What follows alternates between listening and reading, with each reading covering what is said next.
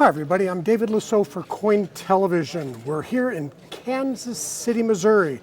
It's the famous International Paper Money Convention sponsored by Lynn Knight, and there's all kinds of people here buying and selling banknotes, paper money, scripophily, autographs, all kinds of things. And we're going to go and talk to the dealers and collectors and find out what kind of cool items they brought for you, our CoinTelevision viewers.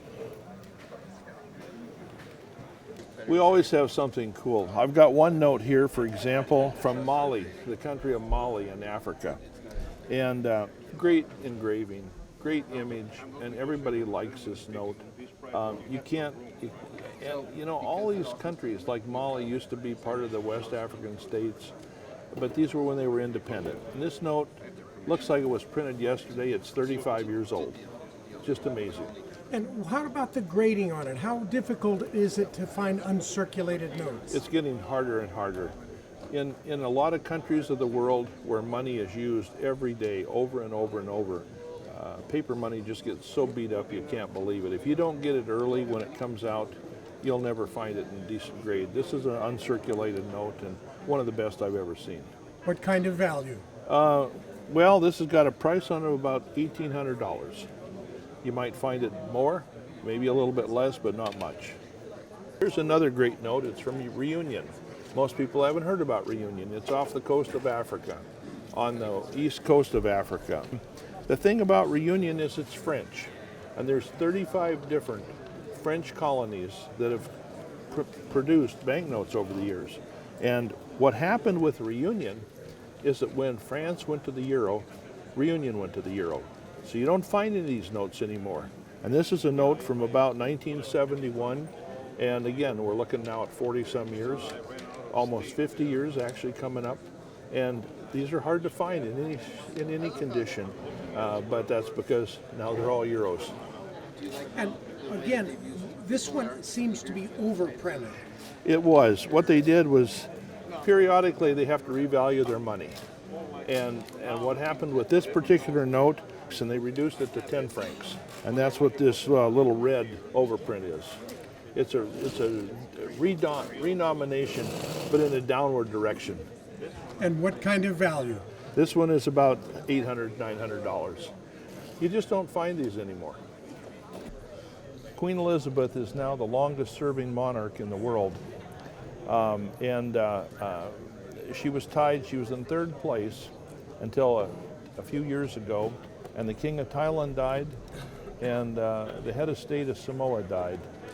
And there's nobody even close to Queen Elizabeth. And over the years, money has been printed since early 1950s with her image on it. And last count, there were something like 33 different portraits of Queen Elizabeth that have been printed on money from different countries of the world.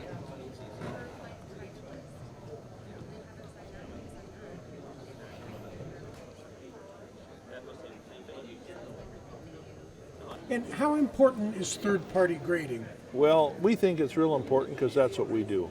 But for people who don't grade their own notes or can't look at the notes, can't come to a show like this, it gives them some sense of security that somebody's looked at the notes and besides themselves and says, this is what we rated. And we put our number on it, we put our reputation behind it as well. Have a couple items to show. Yes, sir. Okay, tell me about it. All right, this first one is a $50 Confederate note issued at Montgomery. They issued 1,607 of them. This one's in nice condition, and a current value of it for a collector's value, to give you an idea of the scarcity and value, would be about $15,000. And So, what's the theme on it? the theme on it is back during the period during the Civil War, slaves hoeing cotton in a cotton field. How is that politically found today? Probably not so well, but there are certain people that think that differently, and they think it kind of honors what went on back then, and it shows that slaves during that period were really valuable and that they performed duties, and it's different than what people might think really went on now. Okay, what's the next one? Okay. The next one we have here is a note issued during the Civil War also on the bank of Roxboro, North Carolina. very small bank, very few notes were issued, and it's particularly hard to find them in nice condition. The paper was a very poor rag content, and most of the time you find them with little pieces out of them. But it's a rare note, and it's issued on a very scarce bank. And why did the individual banks issue paper?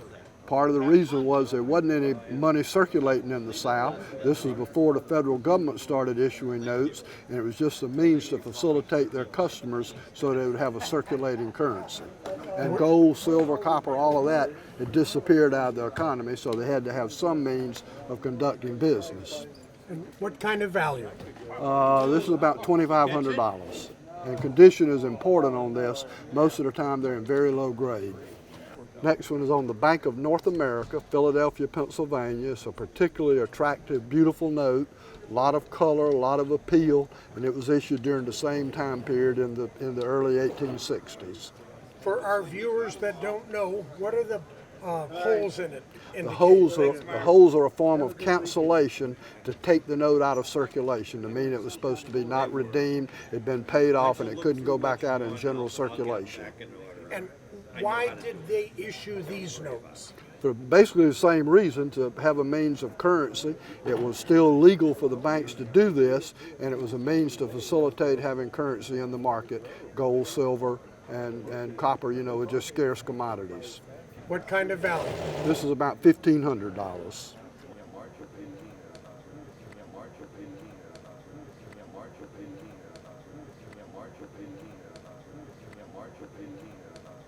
Well, if you're asking me personally, yes, I got lucky today, and I've got a couple of very pretty things. I don't know much about them because I haven't had a chance to take them home and study them. Okay. Well, they're both from the almost end of the obsolete note era. At this point, the Civil War had started, and the federal government was already working on its plans to issue what became called national currency. So this is kind of the end of the era for the private banks issuing their own currency. They're both from Green Bay, Wisconsin. I'm interested in Wisconsin as a state because my grandfather was an immigrant who became a banker in Wisconsin. I live in New York, but New York is too big a task for me to take on, so I collect Wisconsin. And as I say, these are both from Green Bay, both from the tail end. They would have been replaced by national banks once the national bank charter started to flow. First of all, the imagery on these notes is about as good as the art ever got. At this point, the many small, fine banknote making firms had consolidated into a couple of behemoths, but the quality of the work they were putting out, both from the standpoint of the aesthetics as well as the anti-counterfeiting devices, was really superb. It's been argued by a friend of mine in New York, Mark Tomasco, that there's many art forms, many industrial art forms in the world, but this is one where the U.S. unquestionably was the finest at the time. Nobody did it better than the U.S. engraving firms, banknote engraving, security engraving, and these are examples of as good as it gets, frankly, for the artwork. So you have a very lovely central vignette here of a farmer doing his job in the fields, his plow being pulled by a couple of horses, a lovely little lady here down on the right. When I get a little more time, I'm going to get a chance to do the research and learn a little bit more about these.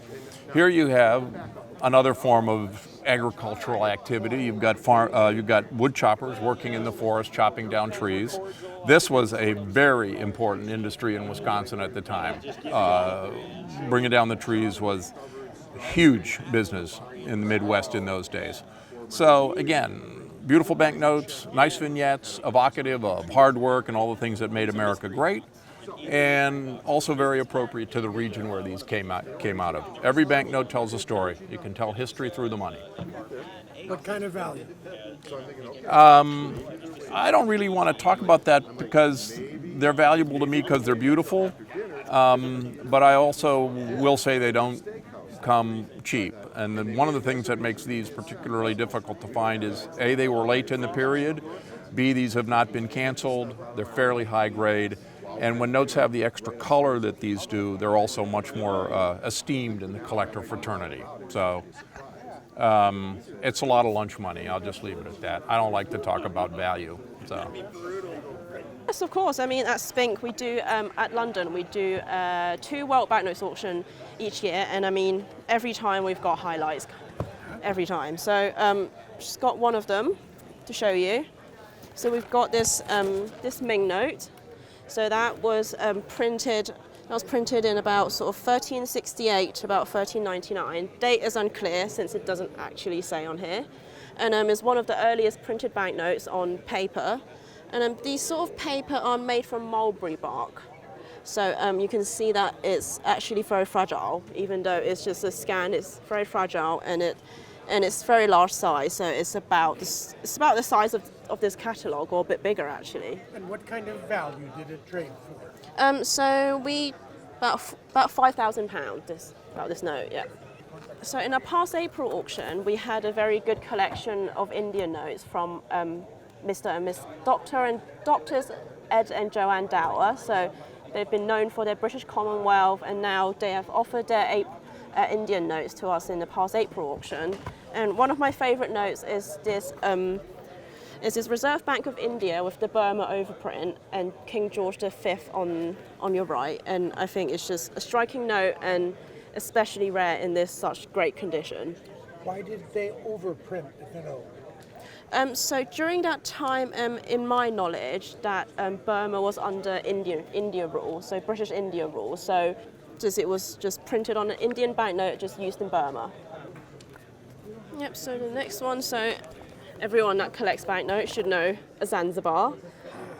So this was printed by Waterloo and Sons. Actually, my favourite printer. I mean, the colours are just amazing. Look at the colours, and this is a 1928 issue, and normally the colour trials that you see are 1908. So in our knowledge, this is the first one that we've seen, and I mean, we might see more, but this is the first one that we've seen, and we're just absolutely astonished by this. And what kind of price would that trade? So about £60,000, a hefty one, this one.